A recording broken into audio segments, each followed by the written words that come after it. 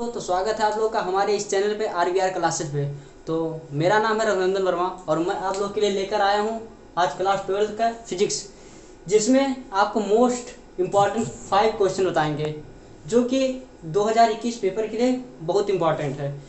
तो आप लोग हमारे साथ जुड़ जाइए, देखिए और इन क्वेश्चनों के हल जानने की कोशिश करते हैं। हो सकता है इनमें से कोई क्वेश्चन आपको 2021 के पेपर में देखने को मिल सकता है, तो इसलिए वीडियो को ना छोड़ें।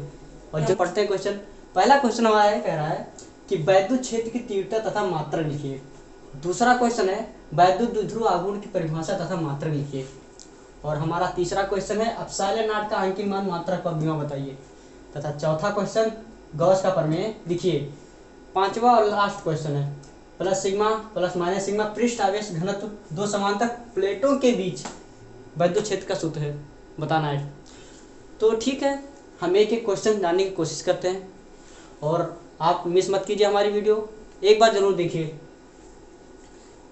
तो पहला क्वेश्चन, पहले आप इसको नोट कर लीजिए। तो आप लोग नोट कर चुके होंगे, तो हम बताने जा रहे हैं इसका तीव्रता। वैद्युत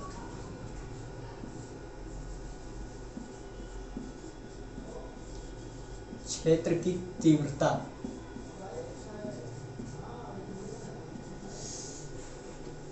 तो वैद्युत क्षेत्र की तीव्रता क्या होती है? फार्मूला होता है हमारा E equal to F by q not.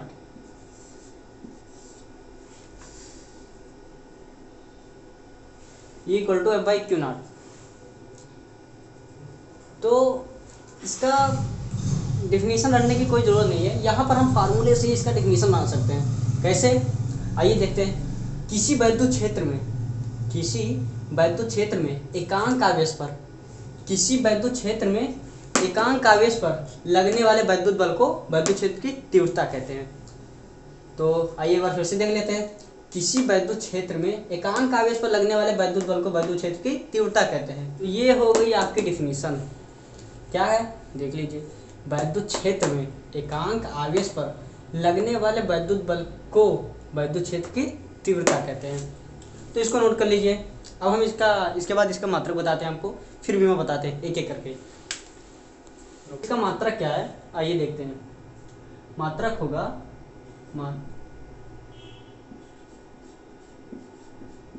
मात्रक क्या होगा? एफ का मात्रक न्यूटन,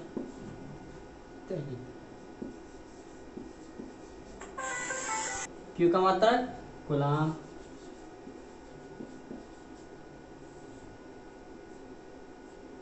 तो ये हो गया हमारा इसका मात्रक न्यूटन बटे कूलाम।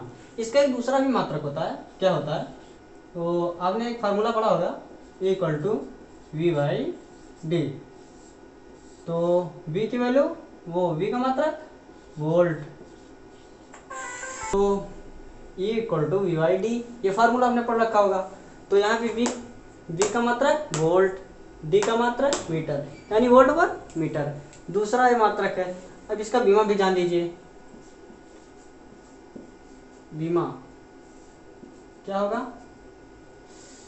बल की बीमा क्या होती है? F की M L T माइनस 2 अपान कूलाम की T। ये ब्रेकर जरूर लगा दीजिएगा आप लोग।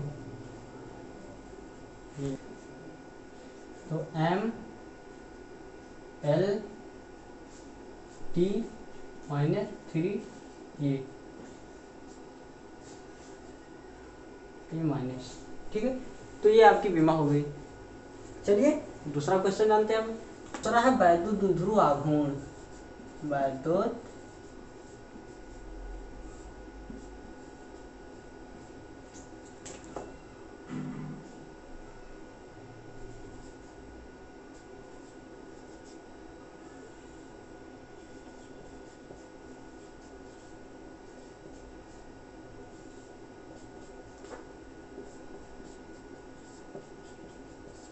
वैद्युत द्विध्रुव आघूर्ण, जिसको इंग्लिश में बोलते हैं इलेक्ट्रिक डाइपोल मूवमेंट। तो इसके लिए इसका एक फार्मूला होता है P equal to q into 2L।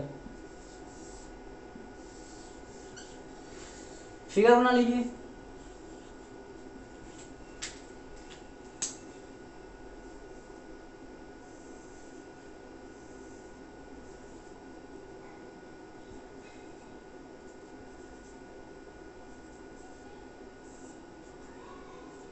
ये आपका फिगर है, एक आवेश माइनस क्यू है, दूसरा आवेश प्लस क्यू है, इसके बीच की दूरी कितनी है 2L। तो अब इस फार्मूले के माध्यम मतलब फिगर के माध्यम से अब हम इसको समझेंगे, इसके डिफिनीशन को। तो क्या होगा कि किन्हीं दो बिंदु आवेश, स्थिर बिंदु आवेश के बीच की दूरी तथा उनके परिमाण के गुणनफल को वैद्युत द्विध्रुव आघूर्ण कहते हैं। तो ये फार्मूले के माध्यम से आप लोग डिफिनीशन समझ जाइएगा।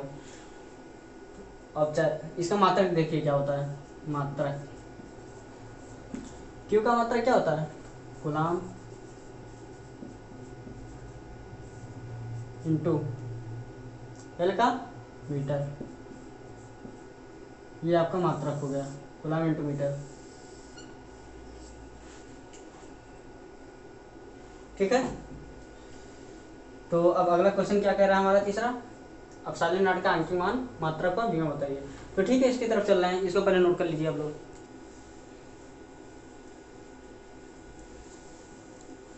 अपसाइलन नॉट का आंशिक मान मात्रक व विमा। तो वैसे अपसाइलन नॉट का आंशिक मान डायरेक्टली क्या होता है, अपसाइलन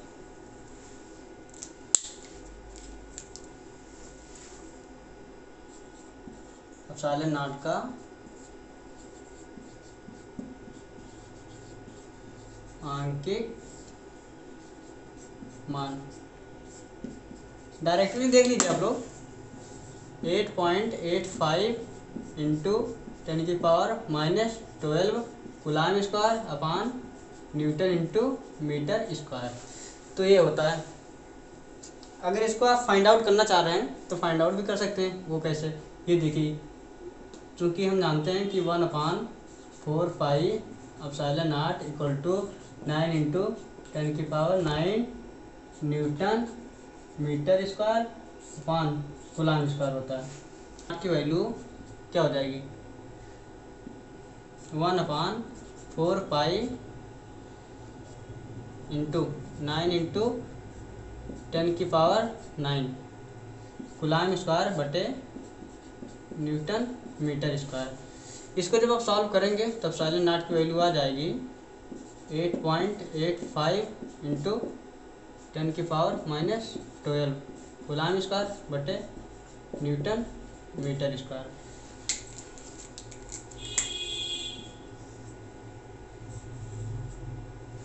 ठीक है, इसको नोट कर लीजिए। अब इसके बाद में हम विमा और मात्रक जानते हैं। तो विमा इसकी क्या होगी, विमा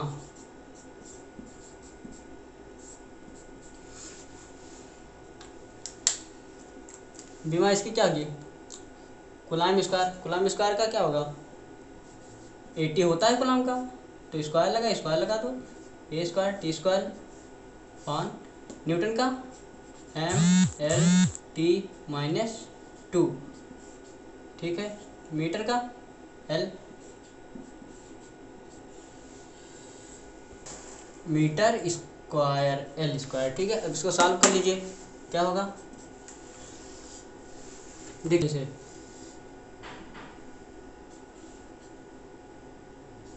a⁻², t⁻², m ऊपर जाएगा, m निगेटिव में हो जाएगा, l ऊपर जाएगा 2, m⁻⁻1, l⁻⁻1, t⁻, ये नीचे माइनस में है, ऊपर जाएगी प्लस में हो जाएगी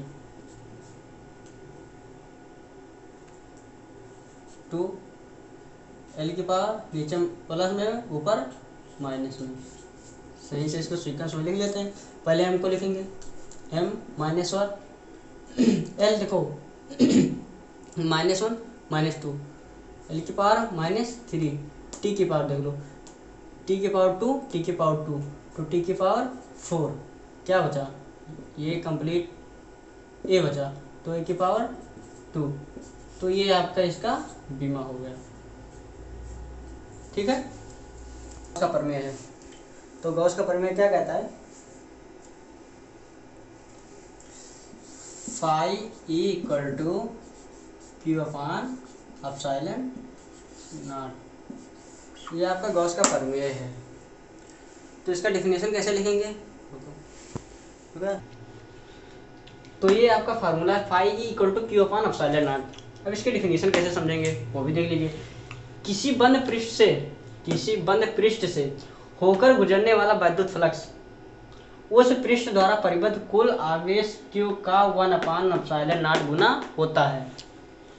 देखिए फिर से, किसी बंद पृष्ठ से होकर गुजरने वाला वैद्युत फ्लक्स उस पृष्ठ द्वारा परिबद्ध कुल आवेश Q का 1 अपान एप्सिलॉन नॉट गुना होता है। तो इसको आप लोग नोट कर लीजिए। फिर हम चलते हैं अपने लास्ट और मोस्ट इंपॉर्टेंट पांचवा क्वेश्चन की तरफ। तो आपका ये पांचवा क्वेश्चन था कि प्लस सिग्मा तथा माइनस सिग्मा पृष्ठ आवेश घनत्व दो समांतर प्लेटों के बीच वैद्युत क्षेत्र का सूत्र लिखना है। ठीक है, तो इसके लिए पांचवें क्वेश्चन का ये सूत्र है E equal to sigma upon epsilon naught. E equal to sigma upon epsilon naught. जहाँ सिग्मा क्या है हमारा, क्यू बाई ए आवेश का पृष्ठ घनत्व, सिग्मा है क्यू बाई ए आवेश का पृष्ठ घनत्व, तथा एप्सिलॉन नॉट क्या है, निर्वात की वैद्युतशीलता। और E इसको तो भली भांति आप लोग जानते होंगे क्या है, E इक्वल टू वैद्युत क्षेत्र की तीव्रता। तो ये वैद्युत क्षेत्र की तीव्रता हो गई, sigma equal to Q by A आवेश का पृष्ठ घनत्व, एप्सिलॉन नॉट निर्वात की वैद्युतशीलता। तो दोस्तों ये था आपके कुछ महत्वपूर्ण प्रश्न जो कि 2021 पेपर के लिए मोस्ट इम्पॉर्टेंट है। तो आप लोग एक बार इनको ज़रूर देखिए, और ये आपके पेपर में 2 नंबर के पूछे जाते हैं। तो इसके लिए आप लोग तैयारी करते रहिए। कल फिर मिलते हैं हम।